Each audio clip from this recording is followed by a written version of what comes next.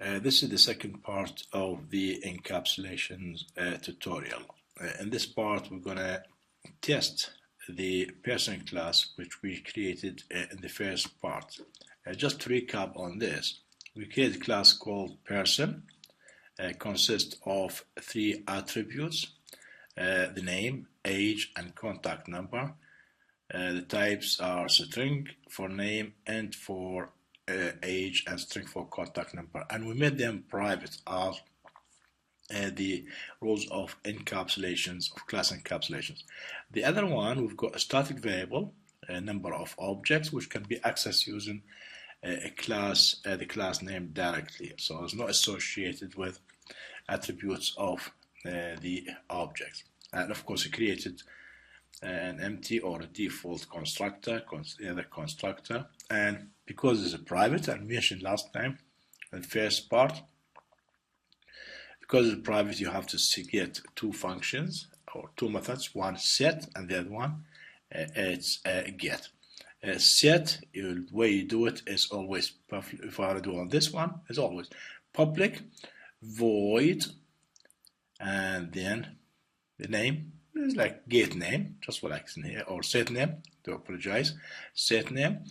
You open the bracket, you get a variable of this type here, just like in here. And if you put the same name, so you have to use this, otherwise just use equal value. And then the second part is the get name, and all you do just return and have that empty. With the get, always public, and then you put the name, the data type, the method name, just like get name, get age, get contact number, and so on. Empty bracket, and just say return this variable here, return name, return age, and so on. Of course, apart from this one, because this is static, you don't do set on it, only get. So remember, that is only get, like in here, get object now, because it's a static. So that's just to briefly explain what we've done in the first part. So in here, we're going to test this class. I'm going to create a class called,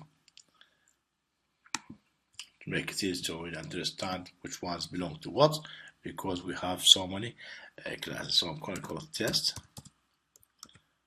person, what it is, finish. And of course, the reason I've done test person, test triangle, and so on, so I can distinguish between them in here. If you look at this, I've got a car, class car, and I've got a test car, for instance. Here it is, car, test car.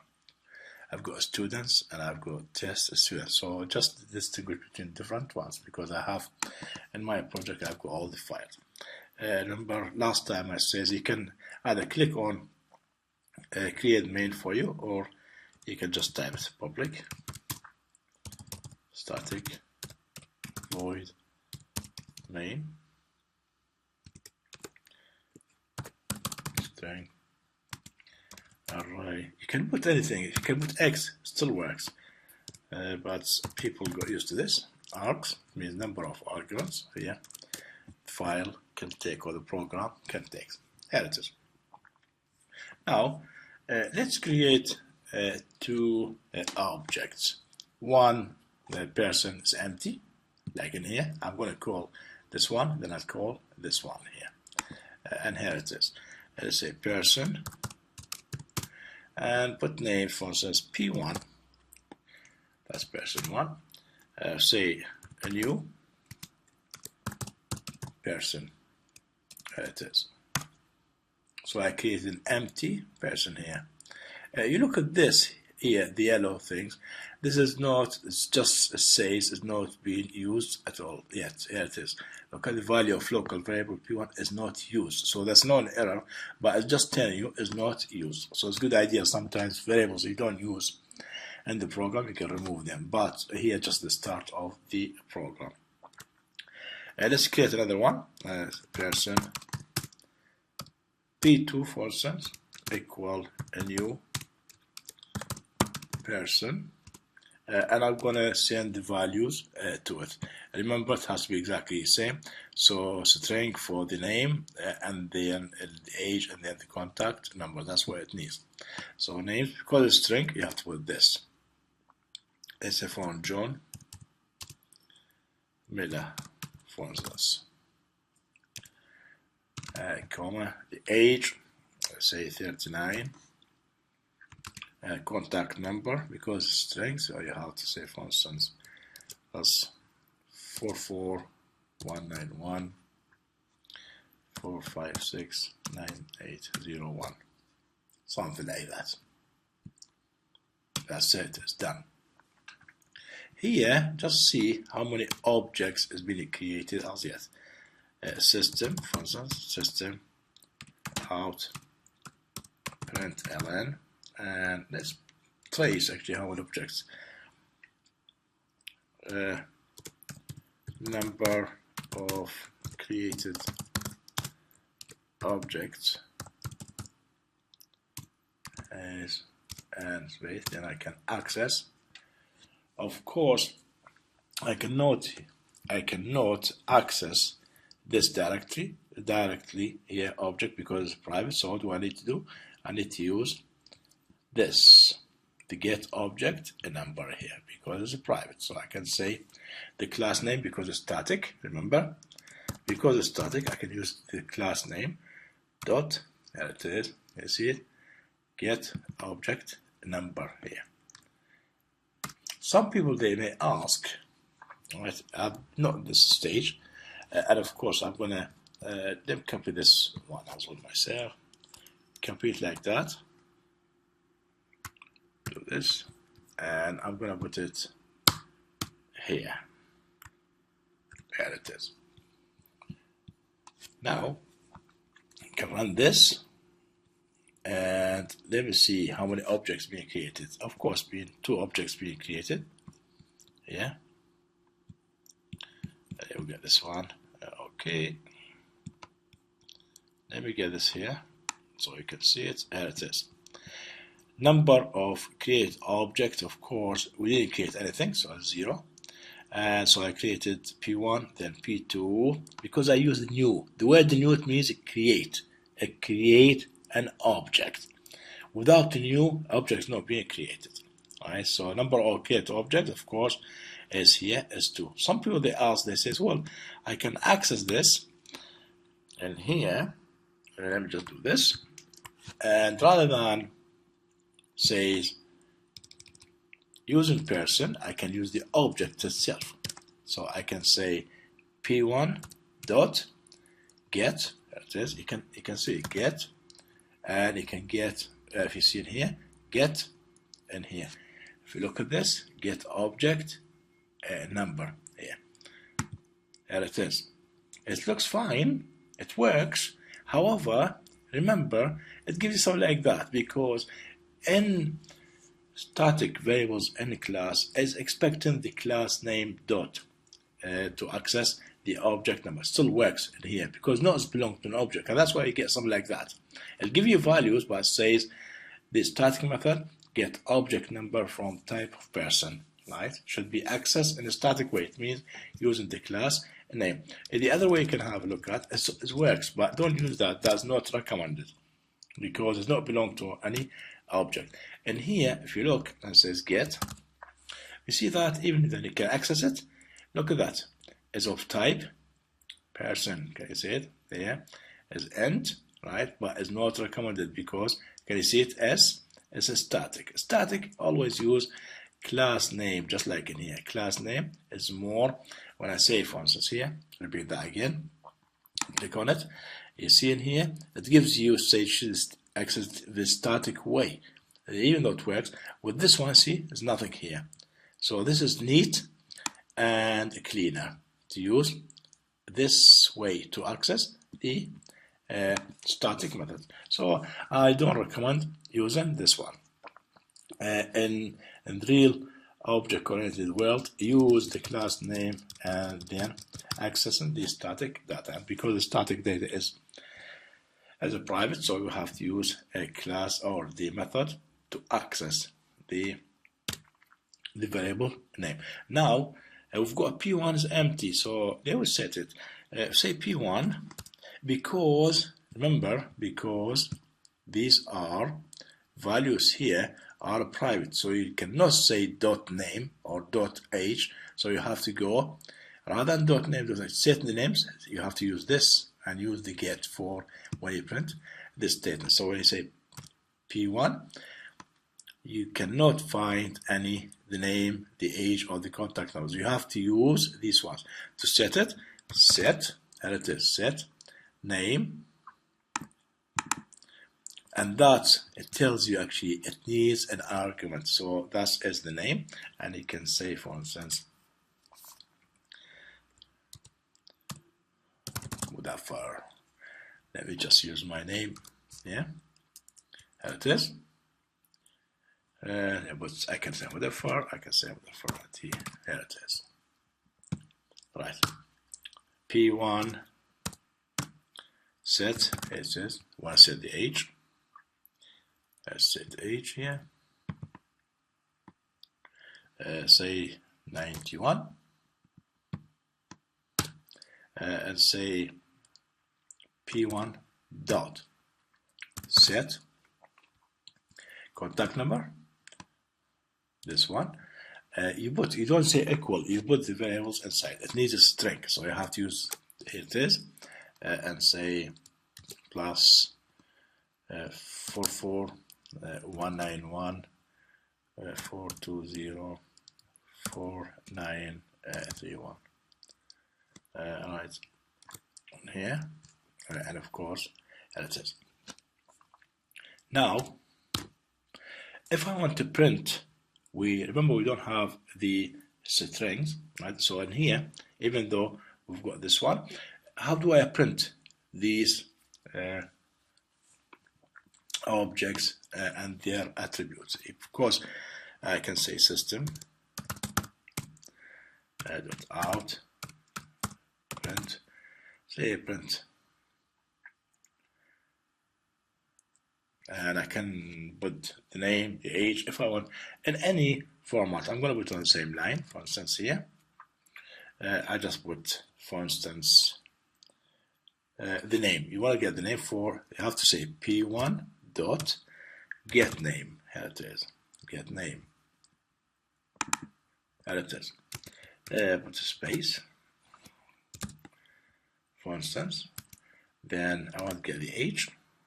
You have to use the object name dot get. The get when you print, there it is, get age, there it is. Then I put a space here, \t, and I say P1 dot get contact number, there it is. Right? I'll do that. Then put a new line. Dot out print ln. I can do this, or you can do this if you want. I can use this one. You either use print ln and do this, that'll give you a new line, or what you do, just use the same one. I'm not going to copy it. I'm not going to just type it. I'm going to just copy this one. There it is. And do this. And of course, I'm going to just copy it. So to get a new line, of course, just use this. There it is. Alright, plus. So we're going to do it on the P2. There it is, P2, get name. There's P2, get age, and P2, get contact number. And let's run this one and see what the output is going to be here. Of course, here's 1, it's going to be 2, I'm sorry, 0 and 1, and then print the results. Look at that. So if you look at that, model for IT, here it is, the contact number, John Miller, 39, and here's the contact number. So to access them, what we used to do before, we used to do, for instance, P1 dot and says, for instance, name.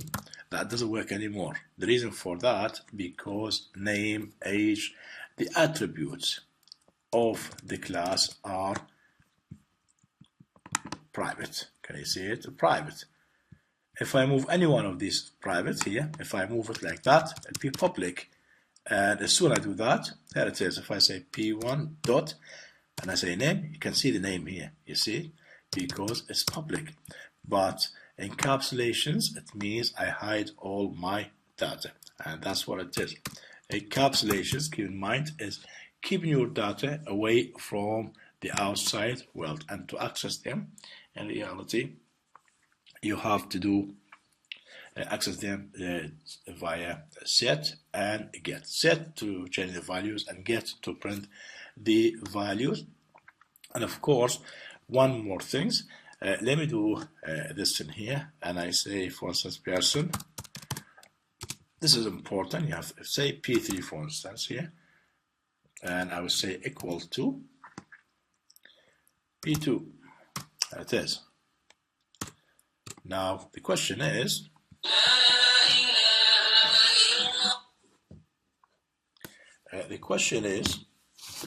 in here, if I say, take this statement here, and say how many do I have, how many objects, I'm sorry, we made a mistake here. I do this, of course I'm going to do this in here, and say I want to print this statement here, number of objects. Now the question is, how many objects being created now? If you look at this, look at that here, what does it say? Is not being used, so it's not an error. Look at that, person P3 equal P2. We did not use a new, right? So the number of objects actually stays 2. The reason for that, because only new. So if I do this, that is, should give me only 2 here. Right? So if you look at this, then we just print actually with a new line, print a line, and put and, so we can see it clearly here. Here it is. So if I do that, after this being printed, here it is. Number of objects stays 2. Reason for that, because I did not use a new. A new is in here. That's why when I say a new, it goes either here or here. Alright, and you see the number being increased. Otherwise, would not get an increase. Other things is we need to do. Let me do, for instance, P3 equal P2, and I say P3 dot, and I say set contact number, for instance, and of course contact number is also strings, and I'm gonna say, for instance, 971 50 5566 78, something like that. Right? And then what's gonna happen here? I'm gonna print these statements again. What's the output gonna be here? Here it is. I'm sorry again. Need to get used to this. And if I do this, what is the output gonna be here? Remember, this is P1, P2, and let me add P3 as well in here. Let me take this one. There it is. And then I do this, and I just change this one to P3.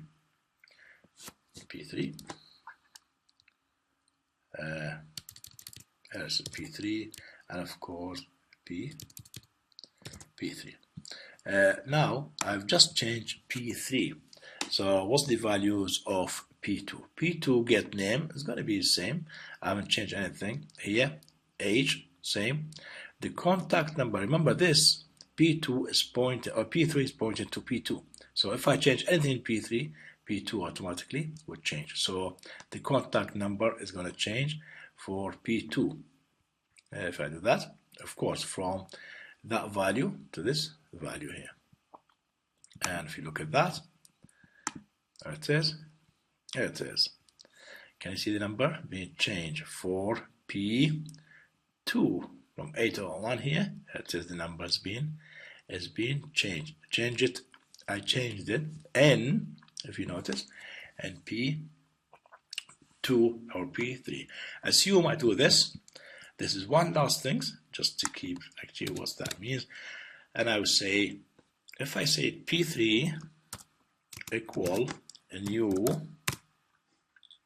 person, and I say it, all right, leave it like that. And if I want to change the names, of course, P3 dot set name, there it is, and say as Muhammad. All right, and then we say P3 dot set age, and says 43. And then P3 dot set contact number, there it is, and say it's plus 971 56 5544 something like that. And what's gonna happen? Sorry, yeah. What's gonna happen here? So I'm sorry, we've done a mistake here. That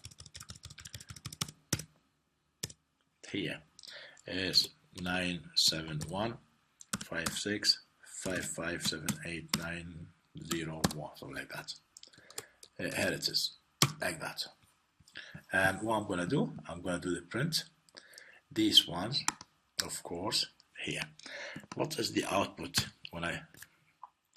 Sorry, that's when I got used to Windows. If I do that, I'll come in here. And I do this. What's the output going to be here? Remember? And what is the number of objects? Let me get this in here. There it is, and I'll put last one. I'll put this here. So the output in this case was going to be. Remember, the output here has changed.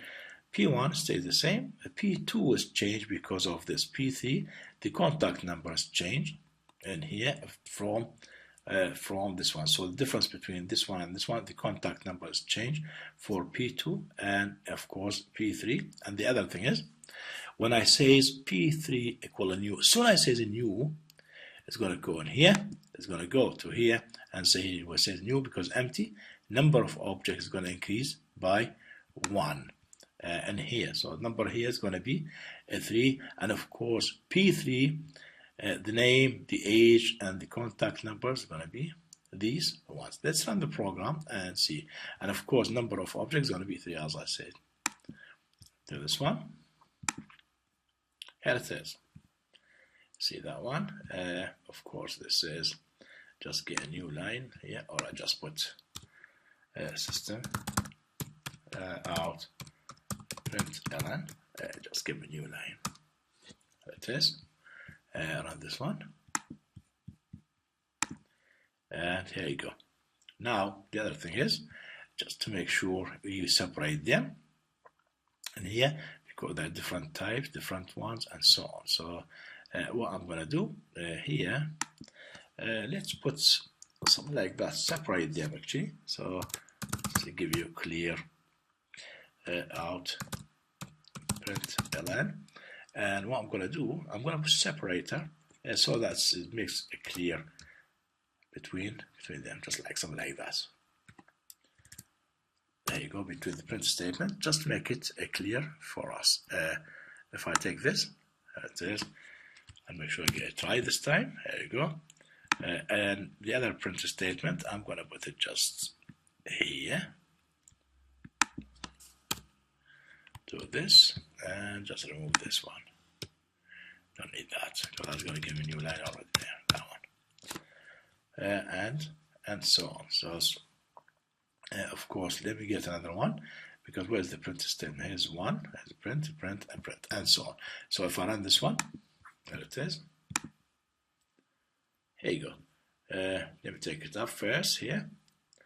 Here you go, the objects created, of course 0 here, then I create 1 and 2 because I use a new. Remember, when I use a new, that's increased because I put it inside them.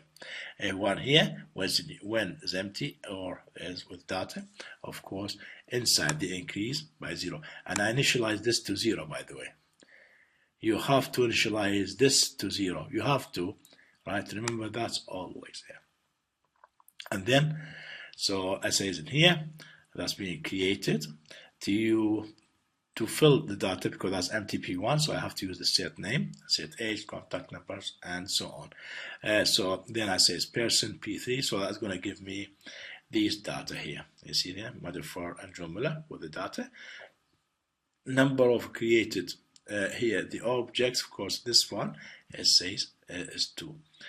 And then I say person P3 equal P2. I did not use a new. I haven't used a new. I just got an object pointing to P2. So it's the same context as P2. And I say number of created object, of course, it stays 2. It's not 3, it's 2 because there's no new here. So that's only 2. Here it is. And then I say P3, the set contact number. And here's the number. I've changed on P3. Remember P3 equal P2. So already, when I say that, it means both P2 and P3, they've changed. And we'll look at this. All right, let me do this here. And that's more. What it is. There you go. Slash N like that to make it. And put this one. Muhammad. There's a Muhammad Ali, right? As a name. Right again. Just give it partitions. There it is. And in here, when I say it's a new person, P3, look at that. P3, same thing, P3 equal a new person. There it is. And I say the names for it. Because it's a new, the number of objects it created is increased. Here, so the number increased to 3. And of course, this part in here, there you go. So get name, set name. The first one is Mudfarati, then John Miller, and of course the third one are the third object. These are the values for them. One other things before going here. If I say P1 or P2 equal P1, the question is now, if I say this, what is the output? Wonder and think to yourself, what's that gonna be here? What is the values of this here? Right, let me put this in here, do this, and just before the print, I do that. Here it is. I would like you to think of what's the value here. I'm gonna run it, and that it should give you the answer in here. Can you see it? Still 3 objects, because the object is not being deleted yet, even though P2 equal to P1. Because if I do that, look in here, P2 equal P1, that is, and I do in here, say, now I'm going to do this again here, get this with it, so like that, and do this, and go in here, and do that, right, and see in here, of course. There you go. Look at this.